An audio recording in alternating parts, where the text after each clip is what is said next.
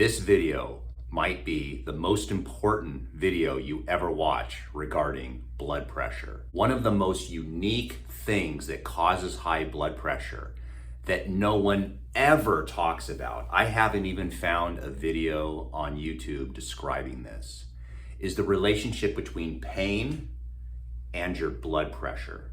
Wow. This is so overlooked, and I have a story for you. Just wait until the end. I'm going to tell you a really good story regarding this because it's true. It happened to a family member. Pain can cause high blood pressure. Absolutely. The mechanism by which it happens is really fascinating, but very important. One of the problems in healthcare is that we tend to sectionalize our body. If you have a shoulder pain, then it's a shoulder pain. It has no relation to the neck, even though 17 muscles of the shoulder, 14 of them connect somehow to the spine.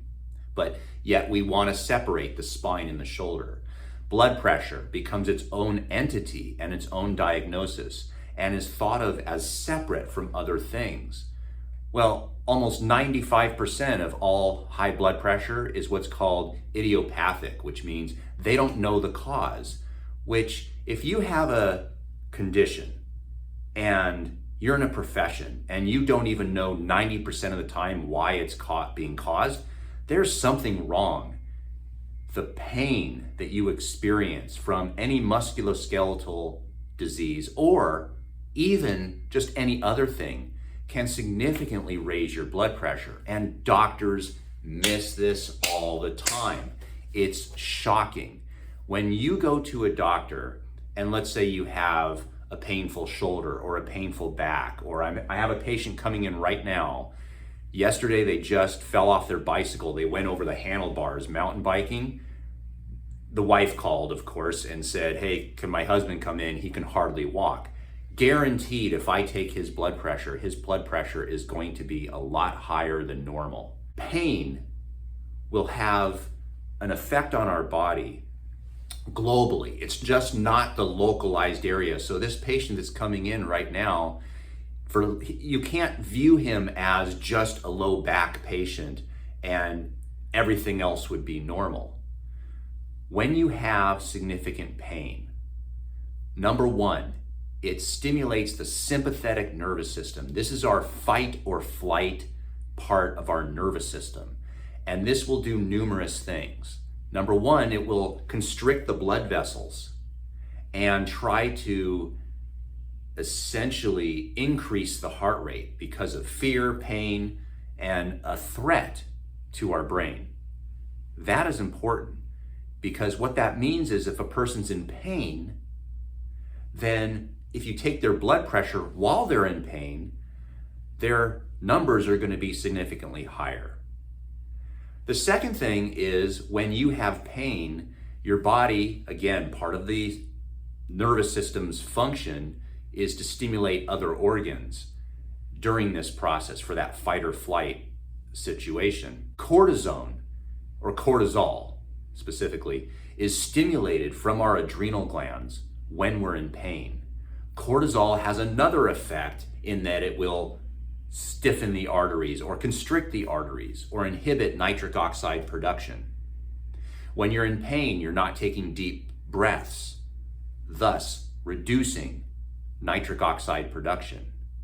These are the mechanisms by which pain will raise your blood pressure. So let me tell you a story. My mother was cooking with oil, and somehow or another, the oil splattered all over her arm, and she got a significant burn on her arm.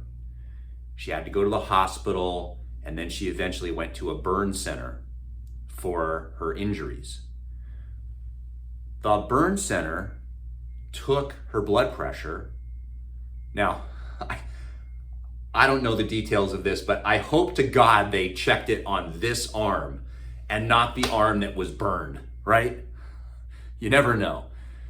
But they checked her blood pressure and her blood pressure was high.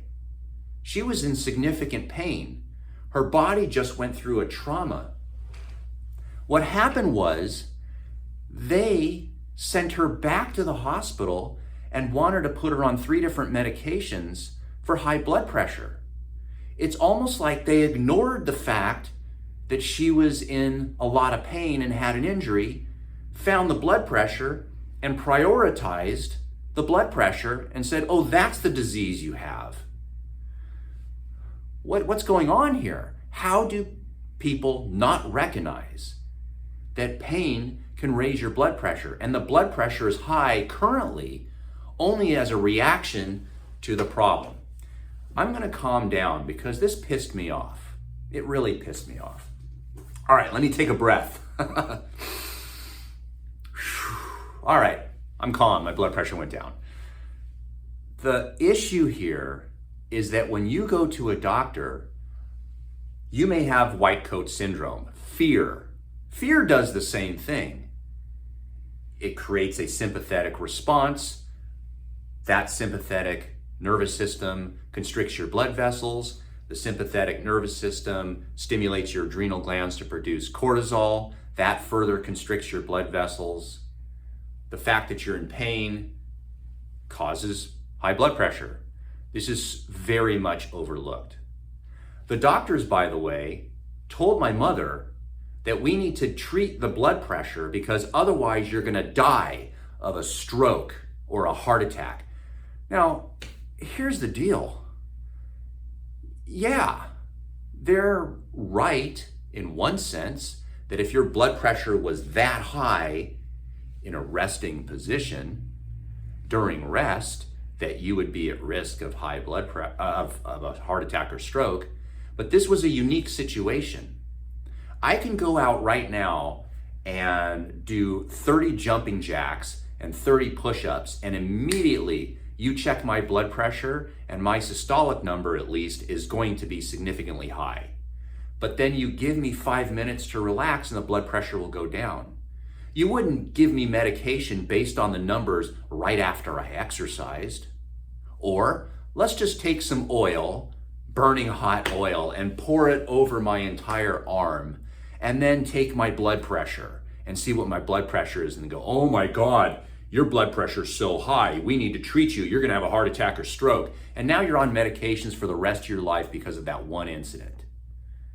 Well, of course, my mother was scared. When an authority figure tells you that you're going to die of a heart attack or stroke, what would you do? Would you ignore them? Nah. Well, once the burn healed, she kept taking the blood pressure medication still, and then started having major side effects like dizziness, falling, feeling faint, weakness of the legs. There's a whole host of other side effects you can get from high blood pressure medication when it's not needed.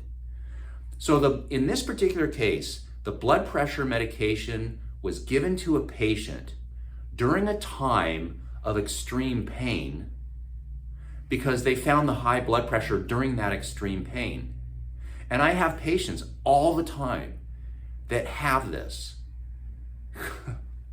They end up on blood pressure medication for the rest of their life with side effects that they don't need. This is one of the most overlooked, undervalued, biggest mistakes I can think of with high blood pressure. Now, there are technical mistakes that can give you false readings. If you're interested in watching those videos, then watch this video right here. There'll be a box and you can watch that video. Just hang tight till the end. Now, this information that I gave you was brought to you by a company called Bioptimizers. This is the company, they make this awesome product called Magnesium Breakthrough. I personally take this, I take it I take 2 tablets once a day at nighttime before I go to bed. It helps me sleep. If you want to make sure that you get the proper amount of magnesium, you need to eat a ton of vegetables. And for most people, that's just difficult to do to achieve the recommended allowance of magnesium. Magnesium is one of these overlooked supplements that we should all be taking. So this video is sponsored by them, so let them know you appreciate it. I'll put a link down below of where you can get this. The reason I like this company is because, first of all, this product has 7 different types of magnesium in it, very absorbable, very easy on the digestive system, And also they give you a 365-day money-back guarantee. I don't know of any supplement company that does that. That's fantastic. So there'll be a link down below. Click the link, look at it. This month in particular, you get a significant discount for trying it out. Go ahead and get it, and then watch this video, because this is going to shock you of all the 11 types of mistakes that you make when you take your own blood pressure. But be careful, because some doctors' offices can make these mistakes as well.